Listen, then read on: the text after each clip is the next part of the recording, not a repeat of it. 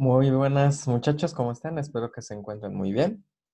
Me da gusto otra vez interactuar con ustedes a partir de de este recurso que estamos tomando ahora. Este es nuestro siguiente video para la explicación del tema de esta semana. De nuevo necesitarán recordar que para nuestra clase virtual tendrán que haber visto este pequeño video para poder completar el proceso teórico. Ya nosotros estaremos trabajando en el proceso práctico y finalizar nuestra tarea, o bueno, la actividad que les tocará esta semana dentro de clase, ¿sale? Espero que quede muy clarito. Ya nos faltan pocas semanas para terminar, culminar, y vamos echándole entonces todas las ganas del mundo. ¿Va? En este caso vamos a ver recursos literarios. Va a ser un tema que va a abonar bastante bien a los tipos de texto que hemos visto. Esta con la finalidad de que puedan darse cuenta que algunas cuestiones que ustedes están utilizando al momento de redactar son de alguna manera correctas e incorrectas dependiendo de ciertas situaciones. En estos recursos literarios pues se apega mucho a cuestiones bastante narrativas y como nosotros estamos describiendo, o bueno, escribiendo más bien, con estas nociones totalmente narrativas o descriptivas, pues bueno, se va a abonar completamente bien, ¿va? Entonces, como siempre, para que estemos nosotros al tanto, les voy a pedir que pongan mucha atención, pongan una libretita o algo con que anotar para que estemos todos al corriente. Vamos a iniciar. Entonces, aquí ven recursos literarios. Como una pequeña definición a esto, vamos a hablar que son figuras o recursos literarios, son aquellos procedimientos lingüísticos o estilísticos que se aportan al modo de común de hablar y pues generalmente se utilizan para dar mayor expresividad del lenguaje.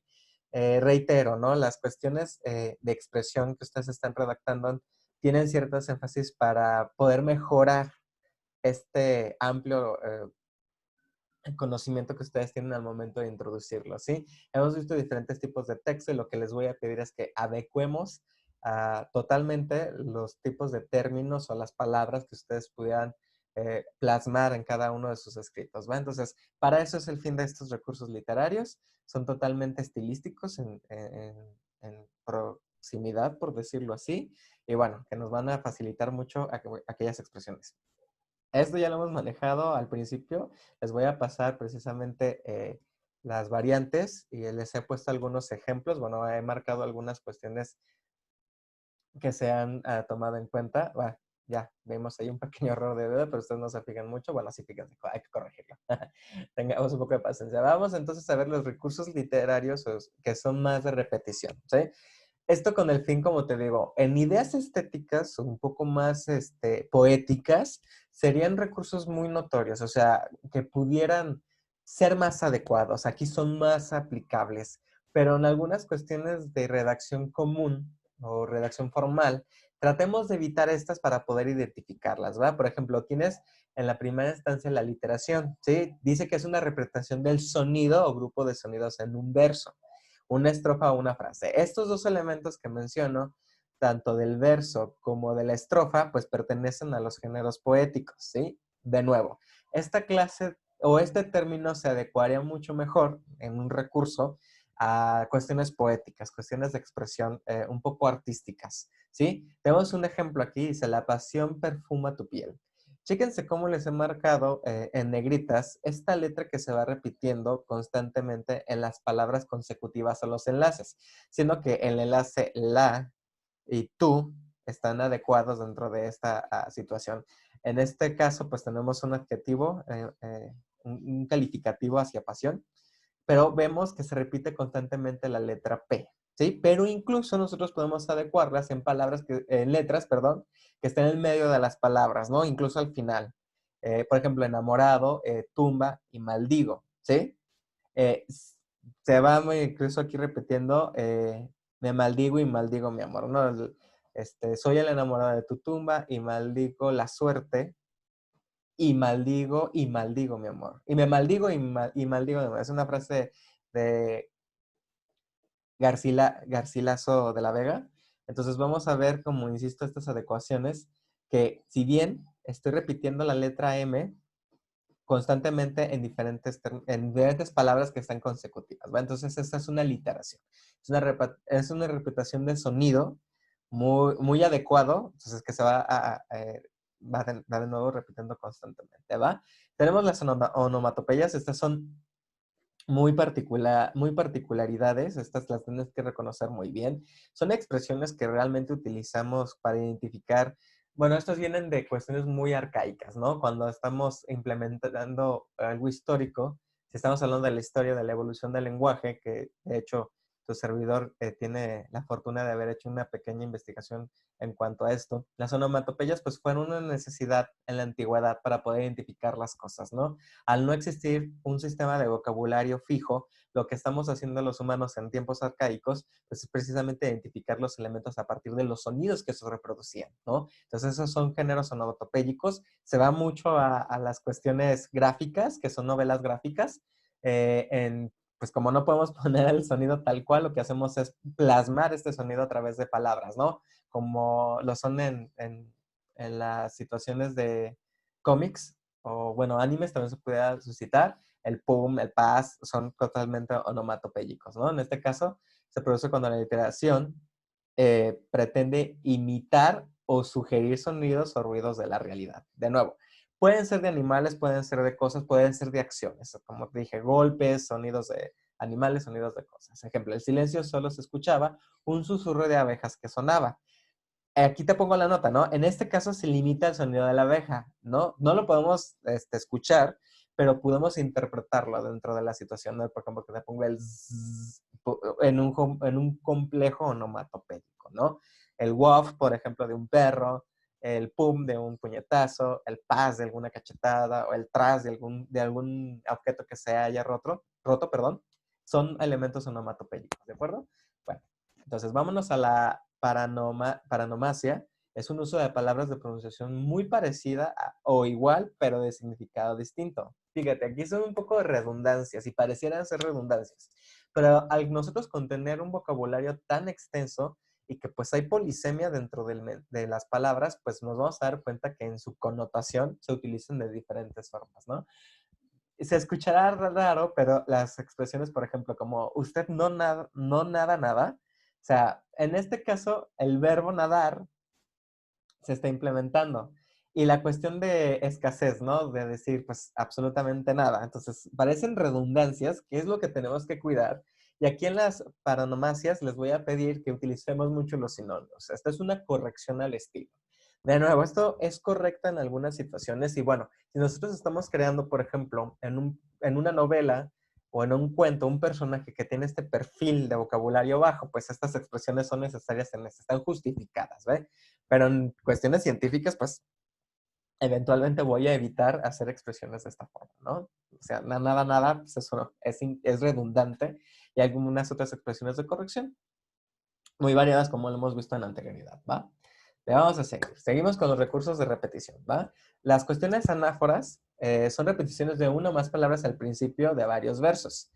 Eso lo usan demasiado, ¿sabes? Como ponen características del texto narrativo. Las características del texto narrativo son cuestiones anáforas que deben evitar, de nuevo, en cuestiones de textos informativos, textos científicos, de textos expositivos, los vamos a tener que dejar a un lado, ¿no? Porque estamos enriqueciendo nuestro vocabulario. En este caso, por ejemplo, mmm, viene siendo una frase de Vicente Alexandre. Dice, dime el secreto de tu corazón, virgen. Dime el secreto de tu cuerpo bajo tierra. Aquí, pues, evidentemente estamos viendo la repetición del término dime, pero bueno, siendo un poco poético, volviéndonos a las cuestiones literarias, pues está correcto dentro de la narrativa. Considero que en esta situación es de nuevo correcta, lo que tenemos que hacer es adecuarlas y adaptarlas, ¿va? Tenemos la epífora, es una repetición de una o más palabras al final de varios versos. Por ejemplo, aquí el lagarto está llorando, la lagarta está llorando. Entonces, las cuestiones de repetir, a pesar de que hemos cambiado el género, debemos cambiar estas acciones, ¿sí? En el caso más poético, si pudiera adecuarse con esta situación, tendremos que cambiar los sinónimos, ¿va? En este caso, llorar. Por ejemplo, pudiera ser, en vez de la lagarta está llorando, los dos están llorando para poder adecuarnos en una sola oración, complementarlos o sintetizarlos o totalmente, ¿cómo se dice? Sentenciarlos, ¿va? En este caso podemos poner sollozar, que podría ser también un poco de sinónimo, ¿no? Y bueno, vamos a continuar. creo que ese es el último recurso de repetición que vamos a ver. Pleonasmos. Estas son súper fantásticas. Ustedes eh, son acciones redundantes o palabras innecesarias dentro de la expresión. Palabras innecesarias. De hecho, sería el término correcto a esto de subir arriba, bajar abajo. Son algunas cuestiones como muy obvias o muy repetitivas. O sea, si voy a subir, es evidente que voy a subir hacia arriba, ¿no? Y si voy a bajar, pues evidentemente va a ser hacia abajo. La misma palabra ya me tiene una acción predeterminada, ¿va? Te pongo que con lágrimas en los ojos, pues sí, igual, tal vez la expresión sería diferente si yo dijese las lágrimas se derraman por sus mejillas. Entonces, ya es otra cuestión, pero lágrimas en los ojos, pues a solo que te salgan las lágrimas por los oídos o por las pestañas o por, bueno, que se están derramando también tal vez por ahí al momento de hacer el cierre o que te salieran por la boca las lágrimas, pues ya sería una cuestión un poco, un poco convencional. Entonces, tendríamos que ver algunas cuestiones que son muy obvias, ¿no? Bueno, ya hablaríamos también de algunos barbarismos como el pa o el pos, que serían algunas cuestiones que también deberíamos evitar. Bueno, para pleonasmos creo que la dominan bastante bien. Chequense al momento de redactar que estemos tratando de evitarlas, ¿va? Entonces, vamos continuando. Ese fue el último recurso de repetición. Nos vamos con el recursos de significado. ¿Sí? Estos ya son casi similares a las anteriores. ¿Sí? Entonces vamos a empezar con la antítesis o un contraste. Dice que consiste en contraponer dos palabras o ideas de significado contrario, o que se oponen palabras o ideas. Esto es un ejemplo muy, muy significativo, ¿no? Se me hace que incluso lo pudieran meter dentro del descriptivo y obviamente lo narrativo, ¿no? Tenemos el ejemplo aquí, el amor es cobarde, como nombre de valiente, ¿no? Aquí estamos haciendo una acción de la palabra cobarde que se antepone o se contradice a la palabra valiente, ¿no? Y que, por ejemplo, ponemos elementos muy, muy, muy metafóricos, que es lo que tienen que ustedes que realizar al momento de estar realizando sus textos. Creo que a cuestiones de que lo que he mencionado anteriormente, de evitar hacerlos, en esta situación, háganlo, embellece demasiado. De hecho, se van a dar cuenta que Quevedo lo hace bastante bien. Es una frase muy, muy, muy llegadora. Entonces, que incluso le va a poner ese plus a las cuestiones que ustedes están describiendo. De nuevo, estos de antítesis o los contrastes dentro de las expresiones es una técnica que se utiliza bueno, en estilos incluso franceses, españoles, y que se vienen obviamente a adecuar aquí en México de una manera muy convencional y bastante dentro de aquellos que hacemos mucho la narrativa, ¿no? Y bueno, nos vamos con el epíteto. Es un adjetivo calificativo y necesario y que se destaca una cualidad que ya está implícita en el nombre al que acompaña. La cualidad se expresa, ya la tiene el propio sustantivo, suele ir antepuesto, ¿no? Por ejemplo, para ti la verde hierba, o sea, normalmente sabemos que esto es evidente. No es como los pleonasmos, porque estaremos hablando de cuestiones totalmente distintas, ¿no? En los pleonasmos, pues eso es muy, muy obvio, pero probablemente, por ejemplo, esto de la verde hierba se puedan hacer a cuestiones ya muy estereotipadas. O sea, sabemos muy bien que incluso podemos encontrar hierba que se está muriendo, o sea, hierba un poco más marrón, en tonos mucho más, por ejemplo, acercándonos a cuestiones de invierno, pues obviamente sus colores cambiarían, ¿no? Incluso cuando se están haciendo las primeras temporadas de primavera, ¿no? El fresco viento, insisto, pareciera ser obvio, y lo es, el blanco lirio y la colorada rosa, ¿no? Es una frase de Garcilaso de la Vega, otra vez, que como vuelvo a mencionar, al contrario de los pleonasmos, estos parecen un poco evidentes, pero que incluso hacen unas cuestiones de belleza incluso distintas, ¿no? La hipérbole es una exageración, ¿sí? Aquí es cuando literal, esto de hiper, como prefijo, funciona bastante bien porque pues es exagerar, ¿no? Eh, tenemos aquí, por tu amor me duele el aire, el corazón y el sombrero. Es una, vaya una exageración bastante cursi, que creo que considero que es uno de los elementos muy significativos de estas hipérboles. Hay muchas maneras, ¿no? Incluso esto de nuestro amor arde más que 1000 soles es una hipérbole muy, muy metafórica también, bastante adecuado a cuestiones muy cursis, y vuelvo a insistir, que fomentarían mucho este recurso que se utiliza, ¿sabes? O sea, yo te amo a la millonésima potencia, te amo 4 millones, digo, esta frase la reconocerán de una película que por ahí estuvo muy de moda hace unos años, ¿no? Bueno, y vamos a proseguir. Viene la prosopopeya. Va a consistir en una atribución de una cualidad humana o de seres inanimados o animales y objetos, ¿no? Fíjate bien, en esta de prosopopeya, la noche llama temblando al cristal de los balcones. En este caso, pues hacemos las cuestiones que, como dice aquí, las animales o objetos tienen cuestiones como muy habituales a las humanas, como si fueran reales, ¿no? Algunas acciones como prosopopéyicas están dentro de muchos textos fantasiosos. Por ejemplo, está La Bella y la Bestia, o algunas películas de Disney en donde, por ejemplo, bueno, yo lo conozco como Bernardo y Bianca, pero que los ratones y los animales hablen, pues son cuestiones muy humanísticas. Esto es un ejemplo de ello, ¿no? Cuando la noche llama temblando el cristal de los balcones, pues no, la noche no puede hablar y eventualmente los cristales, pues es una referencia metafórica, ¿no? Bueno, la comparación o el simil consiste en vaya, ya estamos implementando un ejemplo del anterior, ¿no? Consiste en una comparación de dos objetos o realidades, ¿no? Se utilizan nexos como, más, que, menos, que, tan o como igual, ¿va? Sus ojos azules como, fíjate bien, aquí está el nexo que estoy atribuyendo, lo tengo aquí arriba también. Es una comparativa de, ¿va? Eh, por ejemplo, estoy agarrando una atribución física humana, ¿va? Lo que voy a hacer es, pues, compararla con la hermosura, pudiera ser incluso con la fealdad, ¿no? También, de algún objeto que conozcamos de la vida real. Pudiera confundirse esto de la comparación y simil también con las metáforas, ¿va? Sus ojos azules como el cielo. Y aquí viene la metáfora, ¿no? Que es la diferencia de la anterior. Situación de una palabra o grupo de palabras por otra que significa lo mismo porque entre ambas hay una semejanza o parecido, ¿no? Te voy a poner aquí una frase completa y bueno, voy a tratar de explicarte cómo es esto, ¿no? Coged vuestra alegre primavera, el dulce fruto antes que el tiempo airado, cubra de nieve la hermosa cumbre, ¿no? Es de Garcilaso de la Vega, ya hemos utilizado mucho sus frases.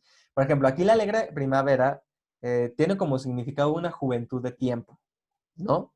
Eso es una comparación metafórica.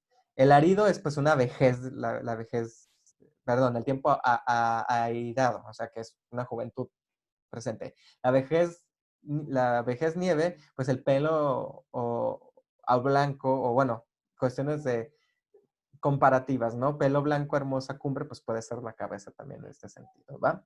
Esto de las cuestiones metafóricas las deben dominar bastante bien, las han implementado desde la primaria, incluso secundaria y preparatoria. Bueno, esperemos que sí, ¿va?